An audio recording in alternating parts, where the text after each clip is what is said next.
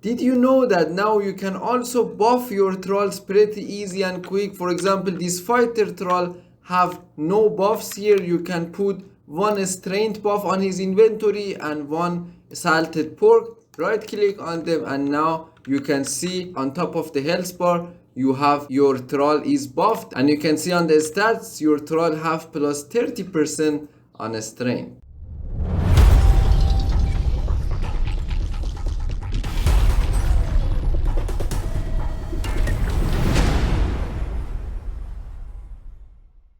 Hello everyone, Darkat here with second part of the Thrall tutorial in Isle of Sipta. In part 1 of this video we talk about all the search and the best Thralls and locations to find the Thralls, and now in this part 2 we're gonna talk about the buffs, the gear sets for the Thrall, the weapons and everything about your Thrall. So make sure you watch the video till the end so you don't miss any of these tips that I'm gonna explain for you. So before we start the video, if you enjoyed this video, make sure you put a like on the video. It will help me a lot. Also, don't forget to join my Discord. I put the link in the description. So for the gear set, I decided to use this gear set. I search around all the heavy gear sets in Isle of Sipta and I find this gear set the best gear set you can give to your Thrall. Why? We're gonna check it one by one and we're gonna talk about it.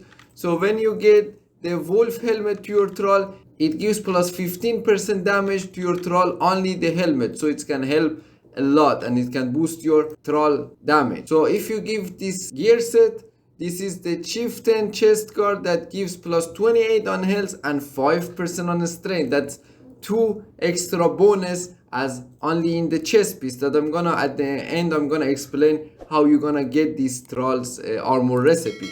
And I'm gonna use this frost giant pants and frost giant boots because each frost giant piece gives me, the pants gives me 5% on strength and the boots gives me 8% of strength with a lot of armor value on your armor. And for the hand, I'm using dragon bone hand because I didn't find any better hand piece to give to your Thrall.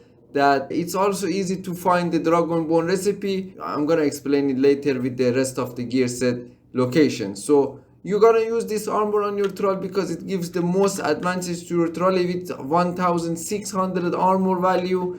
And for the kit you're gonna use on your armor, if you don't have the bulkhead recipe, most of the people asking me how you get this master weapon fitting recipe on Isle of Sipta. All you need to do is just do all the kind of dungeons. At the end of dungeons you're gonna have a loot box.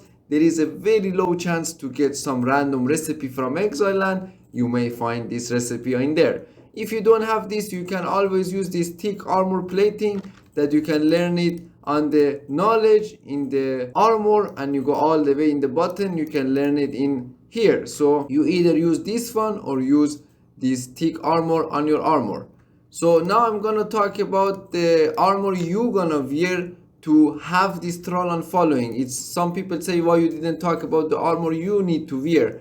So we're using this Escalos master gear because it can be the best and easiest gear to make. It gives you each piece 10% follower damage and 8% on agility weapons each piece, so you can be a decent archer or katana or dagger guy and you can give a lot of damage to your Thrall. So now let's talk about where we're gonna get this Thrall armor recipe in Isle of Sipta. So for the helmet aspect of the wolf is easy. You're gonna get it on the wolf dungeon. The recipe, all you need to do is just complete the dungeon.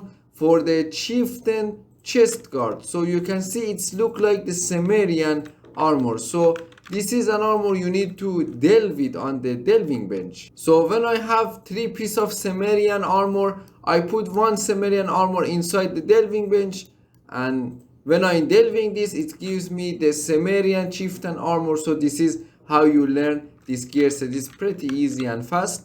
And for the dragon bone armor, you're gonna learn it in the middle, in the tower. You need some fragments to learn the dragon bone recipes. And for the frost giant recipe, it's a little bit tricky. All you need to do to open a north search, they're gonna drop you some pieces of armor that you need to put those armors inside the delving bench. Then you're gonna get the frost giant armor. So it was that easy and that fast. I also made a similar video about the saber-tooth that they gonna be also as good as Thralls in the exile land. If you missed that video, I explained a lot of good stuff there. You can check it up here.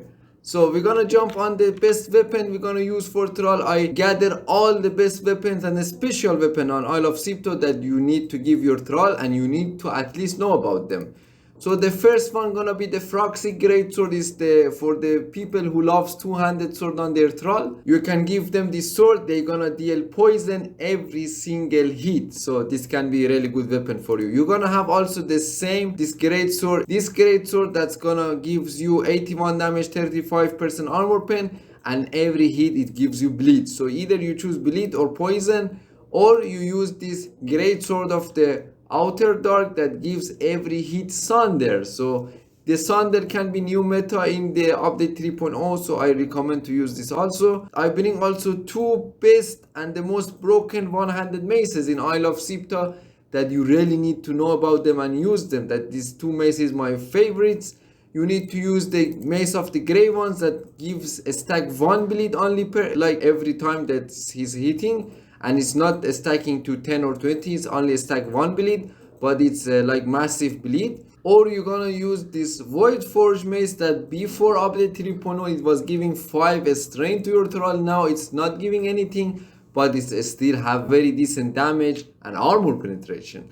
So we're gonna talk about the kit you're gonna put on your weapon. It's gonna be either the master weapon fitting that already explained about the armor kits. If you don't have the recipe, you can always use the spike weapon fitting that gives a very high armor penetration to your weapons. That it's more important than the damage kit on your weapons. So the next thing we're gonna talk about is the buffs on your Thrall and the buffs on you itself. So for the buffs on you, you're gonna use the cooked dogfish that I think they already fixed in the patch note, that you couldn't build the improved fish traps. It gives you 12% on follower damage, and the purple lotus also gives you 12% on follower damage. So you buff yourself, and you can see I'm buffed and I have a lot of extra follower damage.